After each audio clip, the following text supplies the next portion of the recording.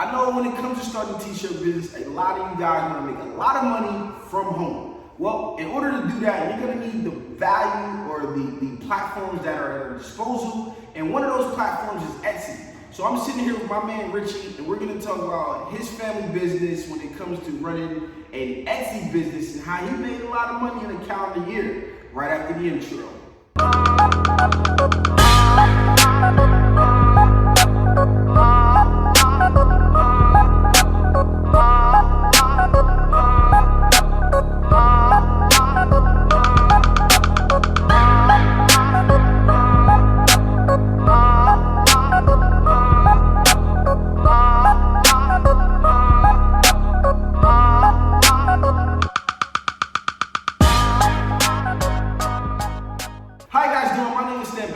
Side hustle, and I help you start t-shirt businesses from home. Where we at? And again, man, I'm here with my guy Richie. We got a second interview. If you haven't checked out the first one with white toner printing, it's down in the description below. Make sure you guys check that out because it's already available right now. Before we jump into this one, Richie, for the people who's first time watching this, let them know who you are and where they can find you. My name is Richard Shannon, and I've got a YouTube channel, Brands and Empires, and I've also got lasertransfersupplies.com. That's something new.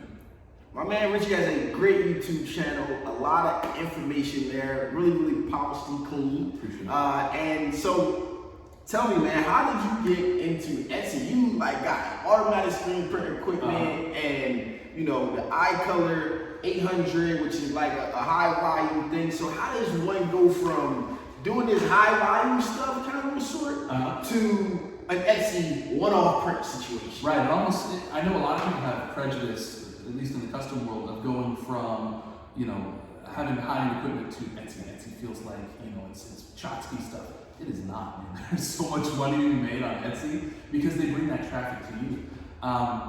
But how did we get started? So, I personally help people build their own brands for almost 10 years. Helping them scale what they've got going on, kind of acting like a Shark Tank in helping them determine if their ideas are good or not. A lot of people come to me with ideas that sound great. I want to change the world with this specific idea, and it's like, man, yeah, that's cool, but you've got to tell people about it. You've got to build up their interest in it, and then you've got to go sell them on your shirts. You need to go find people who are buying something, figure out if you can do it better, and go sell to them. Jump in the river and get wet. Don't try to dig a ditch and fill it with water. Get muddy. So in April, this is 4 months after getting the printer, my wife had an idea for an apparel line, and I listened to it and I was like, man, that seems good. It's got the market, it seems like. It's got traction. It's underserved. People are doing like 1 and 2 color shirts, and it's just not good. So we did about 3 weeks worth of research, and that resulted in 12 designs. And of those 12 designs, we got up to, I think, about $800 in the first 12 days. And I said, okay, now it's got my attention. First couple of months, we got up to $2,000-$3,000. And I said, all right, let's change from 12 designs, let's get to 100 designs. Sheesh. And that was our next milestone, so we can make that work. So on the way to 100 designs, we did experiments. I went to Alibaba and started importing products. And I went to buy different types of things other than t-shirts. We went with, hoodies, we tried different colors. Everything we did was an experiment. And as we got to 100 shirts, some of them were home runs, some of them were terrible. And you never knew what you were going to get. But it was a huge learning experience. And what I found out was, first of all, Etsy's no joke. And now we've got what's on track to be a $300,000 a year business running out of literally our dining room. $300,000 out of our dining room, $70-something thousand profit, hired a full-time employee to help run it. It's kind of on its own, man. It's running. Right, man. That's super awesome because, that's what people want, man. Just to be honest with you, people want to set up at home, turn on a computer, and basically have a successful business. Now, we all know it does not work like that, of course, but that's what people want in their minds. So just to hear a story like that, where your wife had no experience pretty much with Etsy, or did she do any printing with you, or she just was like, you got the equipment, I got the idea, let's put it together. So I think that is pretty dope because that's what people have access to with this t-shirt game is like, you can come in. Now, it takes work and you're gonna need some coaching and different things like that. but it's definitely doable. Right. And to hear that, you went and made what 94,000-ish. Yeah, it was like 95,000 in 365 days. And Yeah. then, like April to April was over 100. Yeah. So just that process there. Let's go a little bit deeper, but I want to start small. And for the people out here who may not know because they're living on a rock, what is Etsy at its core? Etsy at its core is like handmade stuff. I make something, I put it on there. So it's almost like the world's largest craft show / flea market. Every little type of Chotsky homemade wooden chisel, little whatever is on there. But they have a surprisingly robust apparel section. And that's where it's at. And what's cool about Etsy is, they've grown leaps and bounds. I think they grew like 50% over the pandemic. And you're talking 60-something million people on there. That's a lot of eyes. They have the traffic. So I could have done a Shopify, I could have done a .com, I could have put Facebook ads and Google ads out there and learned that. But I said, let's just try Etsy. Let's experiment on there. And then they drove the eyes to us, and they generated sales. And it was worth the percentage that they took. Right. So somebody started from scratch, like myself. Yeah. I've only talked to Rich and now Richie Yeah. about Etsy, right? And as a platform, I'm a super organic guy, man. Everything that I've gotten has been from local business, from been around me, or through social media in the sense of things that I was connected to. I believe niches bring riches, of course, right? So, what are some key things that people need to know when entering the platform of Etsy? Okay, so this is a big one. As soon as you said local, I've seen so many people in these small towns in the middle of nowhere that could not drum up local business to save their life because Sally Mae has been connected and they'll never buy from me because Sally's got a cricket and and that just hurts me because people don't realize, you jump onto something like Etsy, nobody knows where you're from. You could be from podunk to nowhere and sell a $25 shirt that would never sell in your local market because nobody's got that kind of money. So don't think poor because you live in a rural area. You could do something like this, create a line, sell to somebody in New York who thinks 25 is a bargain. That's how you need to be thinking. So does that help? Yes, definitely. And that's funny that you said that because one of I was gonna move at one point. My grandma wanted me to move to like this rural part of Maryland. And let me tell you, I said you should at least say crabs, but let me tell you what her selling point was. Okay. There is a post office. And you can do what you can do. You can do what you do from anywhere. And I was like, did you really just say that to me? Like, you should have said crabs. I like to eat crabs every day if I could, right? But I'm like, did you just say it's a post office?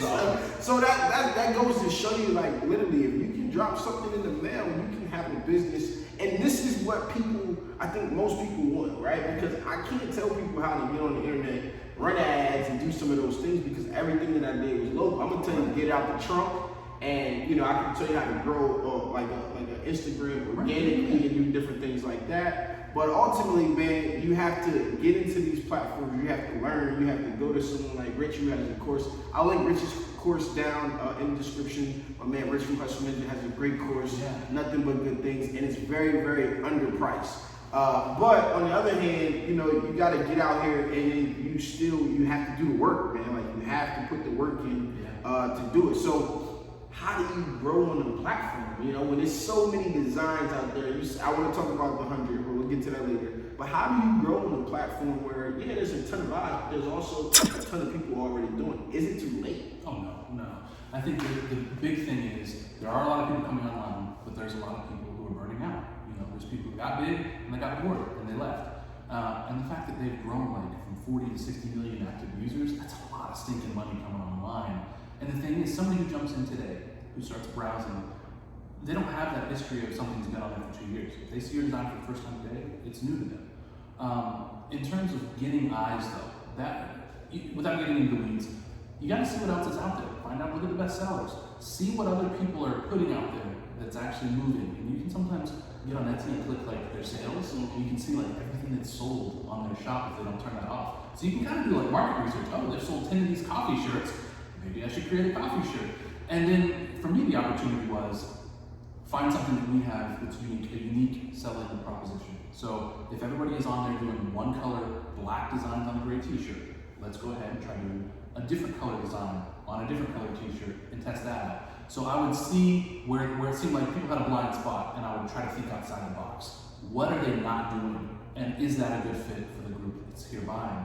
And the answer to that question, more times than not, was whatever they weren't doing because whoever the leader in that category hadn't done it yet. And as soon as you came to the table with it, now I've had like a dozen leads, like takedown requests that I've had to put out, because we're now out front in whatever this niche is, and people are copying, like taking pictures of people that are our models and like slapping them on their site. I'm like, I know you didn't take that picture because that's my friend, you know what I mean? Right. So it's like, now that you're out front, now you have to really be on. Well, that's a whole separate conversation about how you like stay out front. Whatever. Yeah.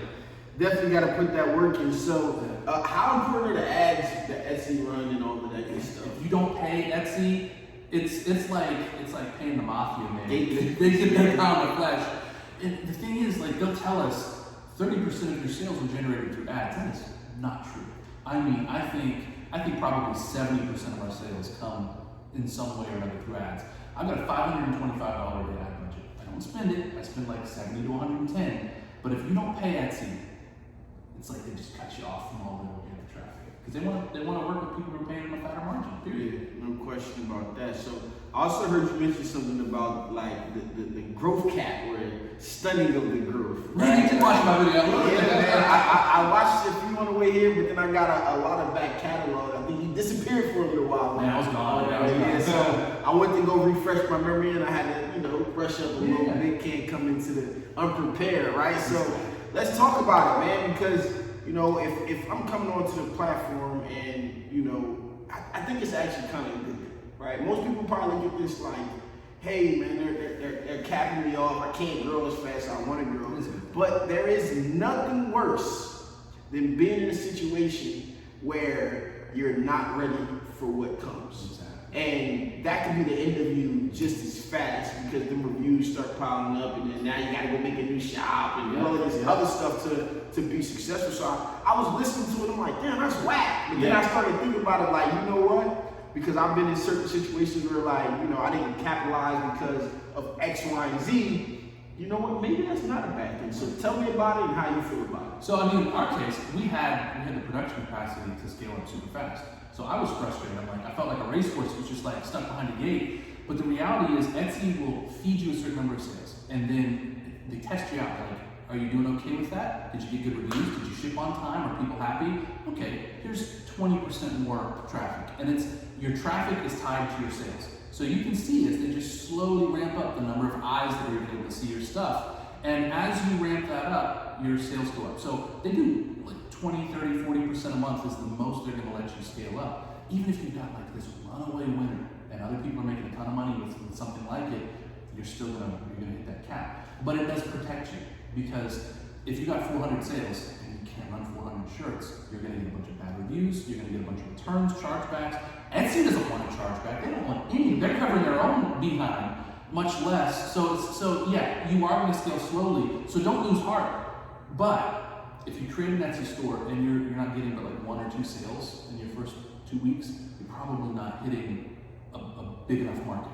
We hit $800 in 12 days. You can do $200 to $400 in the first 12 days as well. So you do need to make sure that you're doing the right thing, but know that whenever you get into the river and you're making $2,000 to $3,000 a month, you're going to struggle to hit $5,000 or $6,000 the very next month. It's going to be 30-40% at most, 10-15% most likely.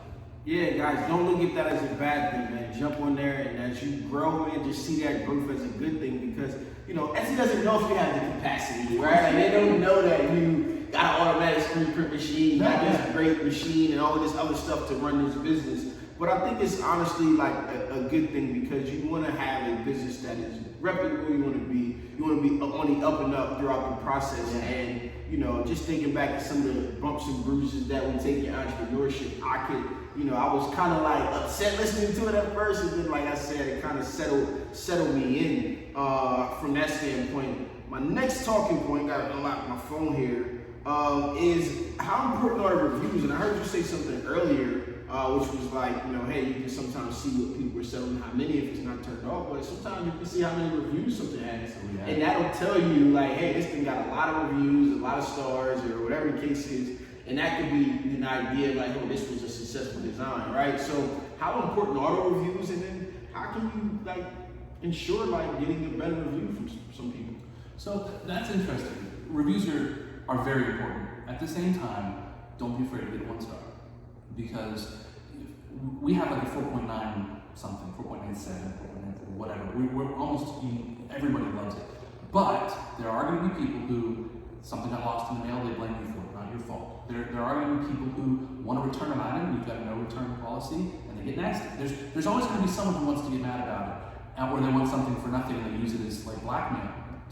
We say if we go above and beyond, if something's wrong, we fix it. We want to treat people like we want to be treated. But when someone's trying to take advantage of this, man, we'll take the 1 star on the chin, because I would rather take that 1 star review and like not feel dirty and used at the end of the day than be like, oh, okay, let me just give you your money back and free shirt and a sticker and pass it back. You know, be like, no, man. And then you probably still go there and do a bad review. Yeah, still give me a 1 star review. Oh man, that was the dirtiest I ever felt. When we give them everything they asked for, and they're like, the seller made it right, but this still happened 1 star. It's just like, you know? Yeah, man. And it's funny because I do the same thing with my YouTube channel and people who contact me, man. I go above and beyond when things aren't right. Like, I'll frontline it, but you gotta be right? And you have to give companies and people the opportunity to make things right. You know, if you had a business, you know, as a consumer, if you had a business and you purchased something, or somebody purchased something from you and it wasn't favorable to them, what would you want them to do, right? You wouldn't want them to run straight on to the internet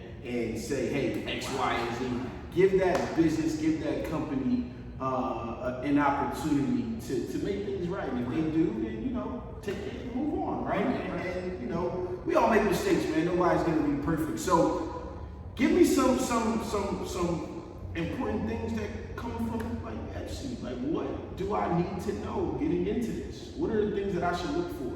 Keywords and just some quick tips to people out there so we can wrap this one up. Sure. If you're jumping into Etsy and you don't know enough about design, or you're new to the market, you need to know that you gotta learn. So you can't just jump in, throw any design at the wall. Like 100 designs, we threw that around a little bit. We didn't really dig into it. It's not about hitting 100 designs numerically. You could throw 100 designs out there and never sell a thing. You have to really put the time in, and think of it like a school project, right? You go to the science fair, you have to put the time in to win, right? You can't just do a volcano anymore because everybody's doing volcanoes. You have to do something unique. And that may involve putting some time in to learn a new skill and figure something else out. So once you've done that, and you're creative, you're thinking of a new way to approach something that's already there, that's going to give you the edge. Yes, you have to figure out tags from other sellers. Yes, you have to look at search engine optimized titles, and the pictures matter. All those things matter, but I see a lot of the girls on doing Etsy videos who, you know, it's like, oh, photos matter, and this matters, and all that matters, and it's just like, hold on, no, at the core, you have to have a good product to sell, and you have to be selling to people that actually want to buy it, you know? Like, that's number one, and from there, then work on getting the rest straight, you know, over time. So what did you guys research in that first 2 weeks?